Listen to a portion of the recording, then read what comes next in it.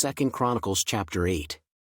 And it came to pass at the end of 20 years, wherein Solomon had built the house of the Lord, and his own house, that the cities which Huram had restored to Solomon, Solomon built them, and caused the children of Israel to dwell there.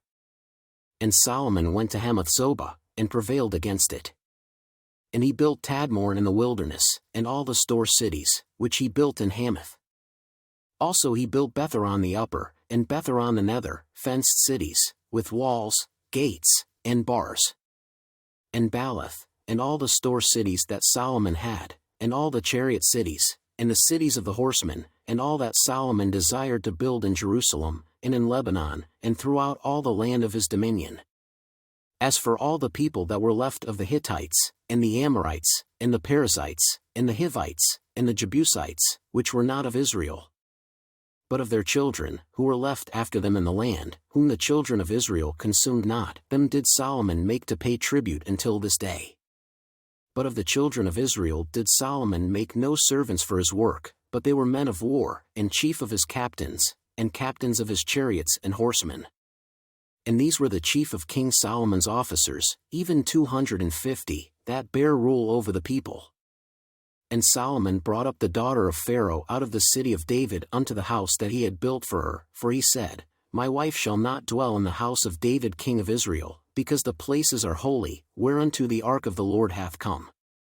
Then Solomon offered burnt offerings unto the Lord on the altar of the Lord, which he had built before the porch, even after a certain rate every day, offering according to the commandment of Moses, on the Sabbaths, and on the new moons, and on the solemn feasts, 3 times in the year, even in the feast of unleavened bread, and in the feast of weeks, and in the feast of tabernacles. And he appointed, according to the order of David his father, the courses of the priests to their service, and the Levites to their charges, to praise and minister before the priests, as the duty of every day required, the porters also by their courses at every gate, for so had David the man of God commanded.